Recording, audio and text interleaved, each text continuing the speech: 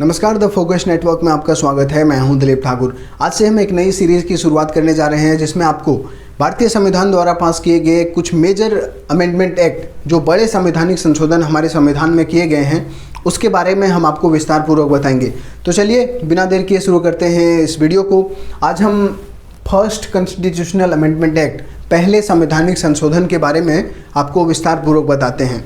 आप सब जानते हैं भारत 15 अगस्त 1947 को अंग्रेज़ों की गुलामी से आज़ाद होता है।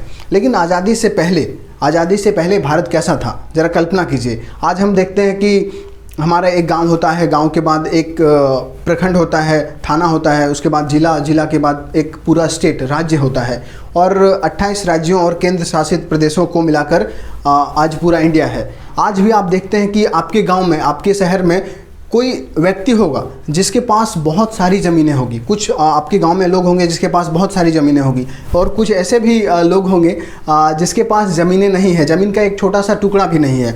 तो इसी तरह से आज़ादी के पूर्व में भी था। आज़ादी के पहले बहुत सारे जो बड़े बड़े सेठ थे, बड़े बड़े जो ज़मींदार थे, उन लोगों के पास काफ़ी ज़मीनें थी, बड़े बड़े प्लॉट थे, लेकिन बहुत सारे लोगों के पास ज़मीन नहीं थी। तो इसी समस्या को दूर करने के लिए जो भारत के पहले प्रधानमंत्री थे जवाहरलाल नेहरू, उनकी कैबिनेट ने पहला संवैधानिक संशोधन लाया, ताकि जो ज़मीनें कुछ लोगों के पास केंद्रित है, कुछ लोगों के पास बहुत सारी ज़मीनें पड़ी है, उस ज़मीन को सरकार चाहे तो ले सके। इसके लिए पहला संवैधानिक संशोधन किया गया था। और सिर्फ एक ही प्रोविज़न इस संवैधानिक संशोधन में नहीं किया गया, इसमें और भी जो प्रमुख चीज़ें जोड़ी गई है उसके बारे में हम आपको आगे बताएंगे।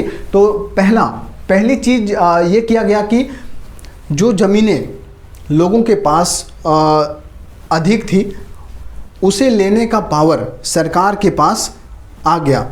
जैसे कि जिसके पास ज़्यादा ज़मीनें हैं, उसकी ज़मीन को लेकर किसी दूसरे को, जिसके पास ज़मीनें नहीं है, उसे दिया जा सकता है, या फिर सरकार चाहे तो उसे रेलवे ट्रैक बिछाने के लिए, रोडवेज बनाने के लिए, सरकारी भवन बनाने के लिए इस्तेमाल कर सकती थी।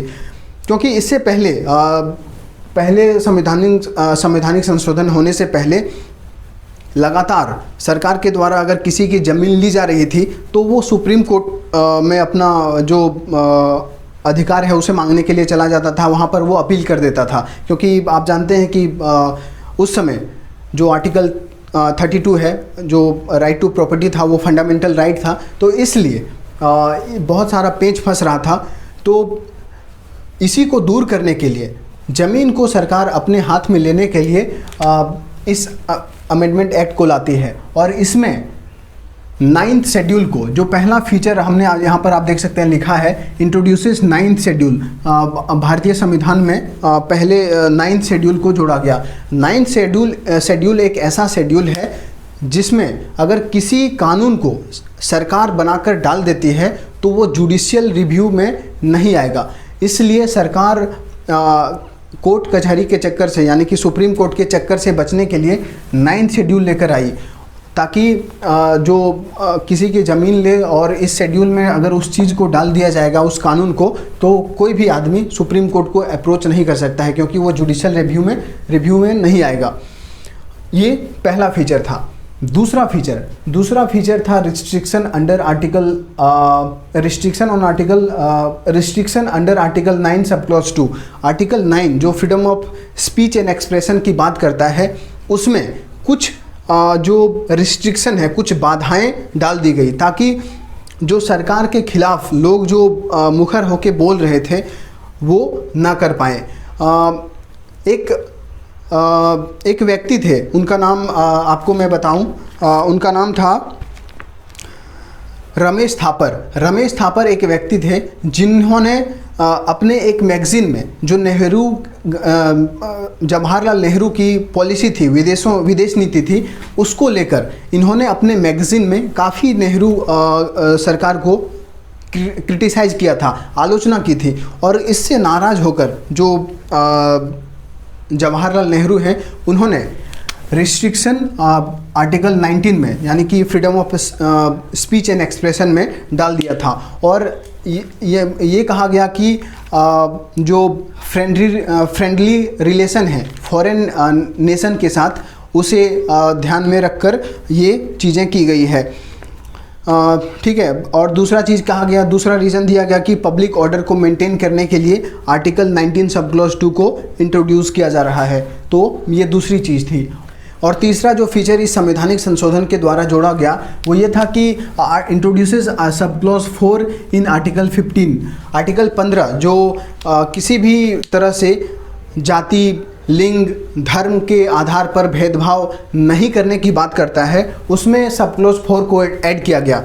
और इसमें यह प्रोविज़न किया गया कि सामाजिक आर्थिक आधार पर किसी व्यक्ति को ज़्यादा प्रेफरेंस दिया जा सकता है। और इसी के आधार पर जो रिजर्वेशन देने की बात आई, जो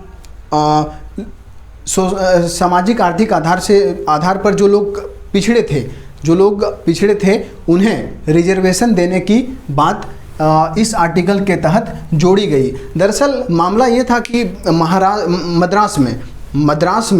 मद्रास की सरकार के द्वारा एडमिशन में रिजर्वेशन दे दिया गया था। यानी मतलब कि एससी और एसटी कम्युनिटी के लोगों को रिजर्वेशन दे दिया गया था। और इसी के विरोध में जो महाराष्ट्र की एक लड़की थी, उसे वहाँ पर उस कॉलेज में एडमिशन नहीं मिला था। और एडमिशन ना मिलने से नाराज़ होकर उसने पहले मद्रास हाई कोर्ट में और उसके बाद सुप्रीम कोर्ट में याचिका दायर की थी। और उसके फेवर में सुप्रीम कोर्ट ने जजमेंट दिया था कि इस तरह से जो रिजर्वेशन इंट्रोड्यूस किया गया है मद्रास सरकार के द्वारा, वो इलीगल है।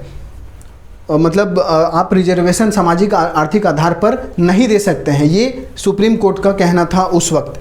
तो इसको बाईपास करने के लिए, इसको पलटने के लिए संवैधानिक संशोधन किया गया और आर्टिकल जो 15 है उसमें सब क्लॉज 4 ऐड किए गए, ताकि जो सामाजिक आर्थिक आधार से जो लोग पिछड़े हुए हैं, सोशियो इकोनॉमिक आधार पे जो लोग पिछड़े हुए थे, उन लोगों को ज़्यादा प्रेफरेंस देने की बात कही गई। यानी कि उन लोगों को रिजर्वेशन देने का बात किया गया। तो चलिए फिलहाल इस वीडियो में इतना ही। अगर आपको इस वीडियो से कुछ भी सीखने को मिलता है तो इस वीडियो को ज़रूर लाइक करें, और आप इस चैनल पर नए हैं तो इस चैनल को ज़रूर सब्सक्राइब कर लीजिएगा। धन्यवाद।